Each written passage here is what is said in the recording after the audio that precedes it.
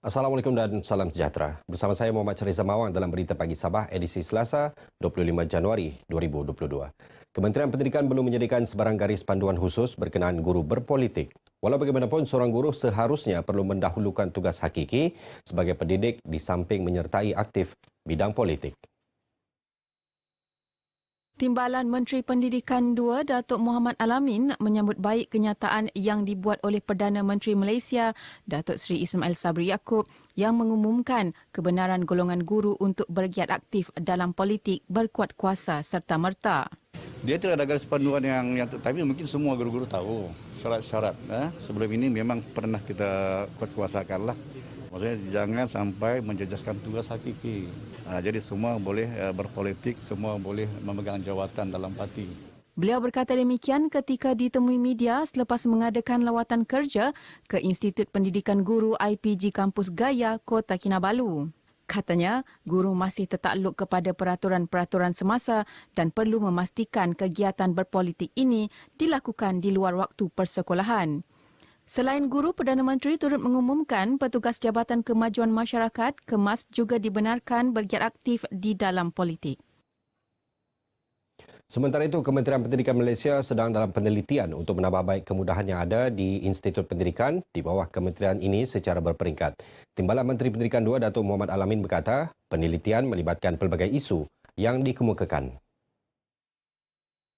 Menurut Datuk Alamin, salah satu senarai yang perlu didahulukan adalah pemindahan tapak sekolah SK Rampaian Menggatal disebabkan isu banjir selain kategori sekolah daif skala 7. Kita berharap juga pelaksanaan juga akan dapat dipercepatkan kerana sekolah ini berhadapan dengan dua isu yang besar. Pertama isu bencana alam banjir yang sentiasa terjadi dengan banjir dan keduanya berada dalam skala 7 di mana sekolah itu adalah sekolah daif dan perlu dinaik taraf. Sementara itu, skim pengambilan guru secara one-off akan dapat mengurangkan masalah kekurangan guru terutama di Sabah, Sarawak dan Johor. Selain IPG Kampus Gaya, Muhammad turut mengadakan lawatan kerja di IPG Ken Tuaran dan SK Rampaian.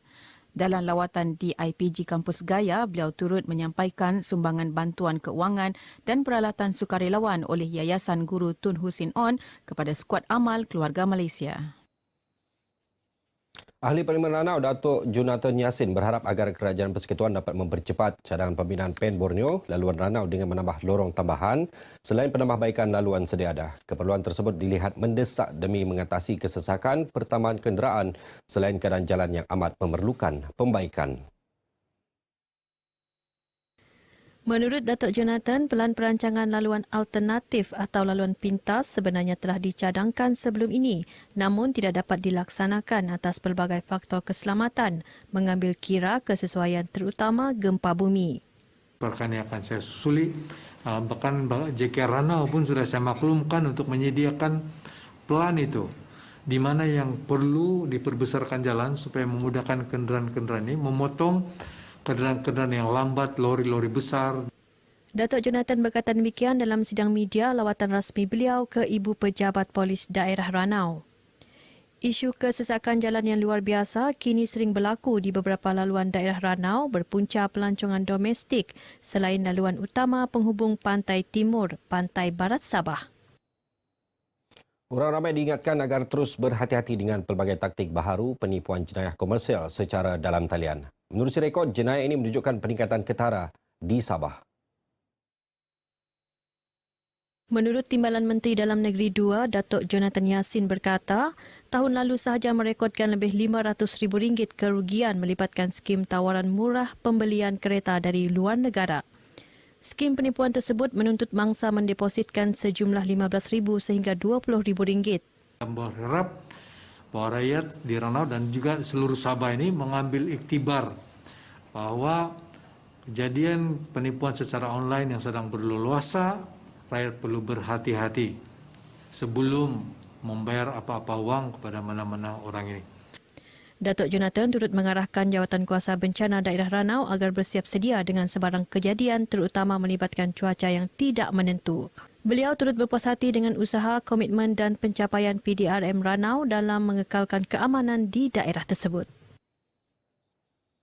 Perkembangan semasa COVID-19, Sabah menunjukkan tren penstabilan jangkitan yang baik iaitu sebanyak 118 kes baharu semalam, turun 54 kes berbanding Isnin. 2 kes kematian pula direkodkan di Kota Kinabalu. Dalam kenyataan Menteri Kerajaan Tempatan dan Perumahan, Datuk Seri Panglima Masih Dimanjun, 5 daerah mencatat kes baharu 2 angka iaitu Kota Kinabalu 17 kes, Papar dan Tuaran 15, Penampang 13 dan Sandakan 12 kes. Manakala 6 daerah tidak mencatat sebarang kes baharu. Turun naik jumlah kes harian di Sabah banyak dipengaruhi kemunculan kluster-kluster baharu. Manakala sebanyak 114 kes baharu semalam dalam kategori 1 dan 2, masing-masing 2 kes dalam kategori 3 dan 4. Baik, seterusnya kita ikuti statistik terkini kes baharu mengikut daerah dan kadar vaksinasi bagi Sabah.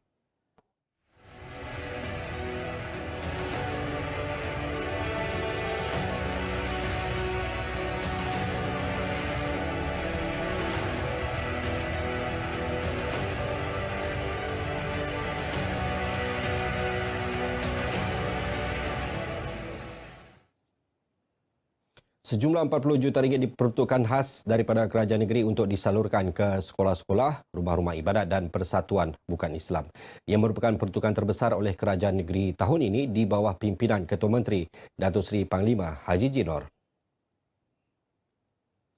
Pembantu Menteri Kewangan Datuk Nizam Abu Bakar Titingan berkata, ini membuktikan Kerajaan Gabungan Rakyat Sabah GRS tidak pilih kasih dalam menghulurkan bantuan, malah sentiasa mengutamakan kepentingan dan keperluan rakyat berbilang kaum.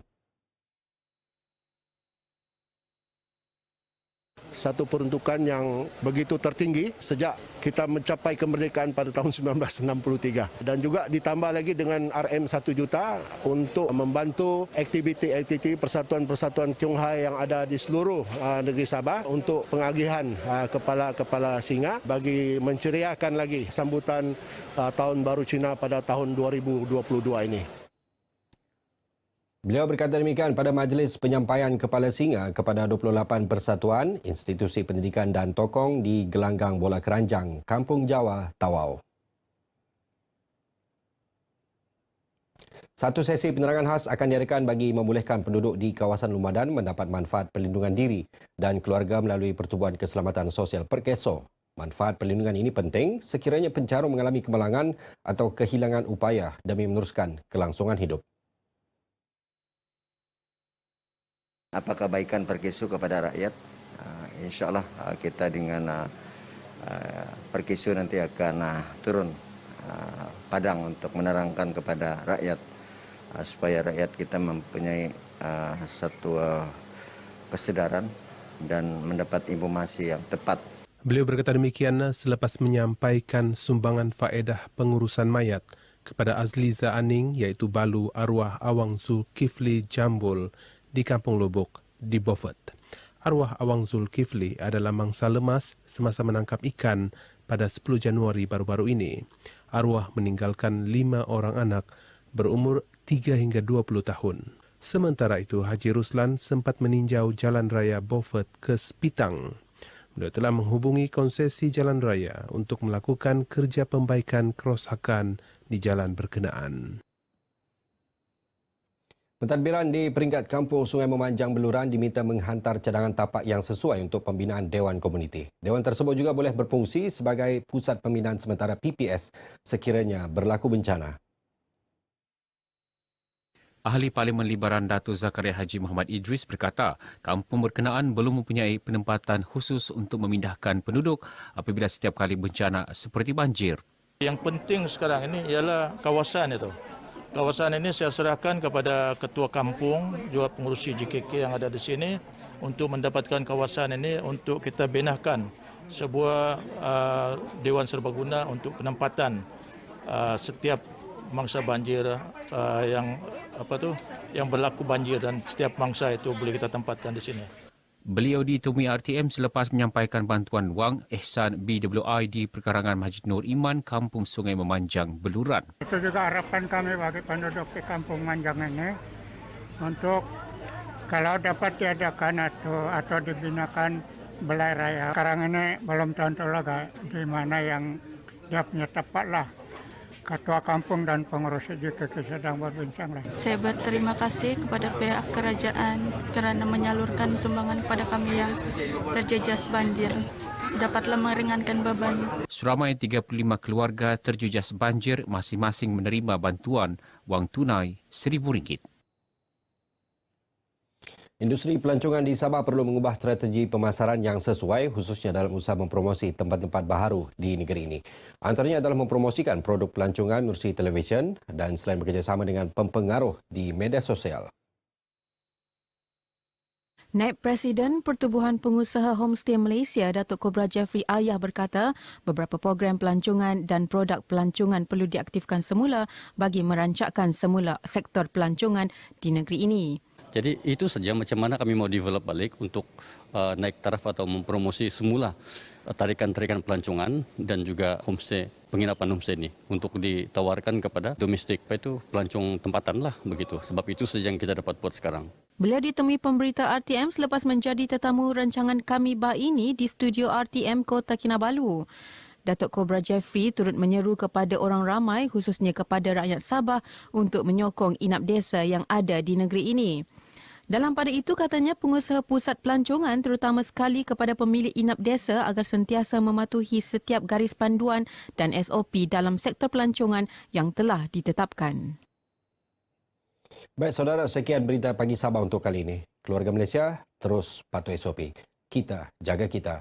Saya Muhammad Syariza Mawang. Salam hormat.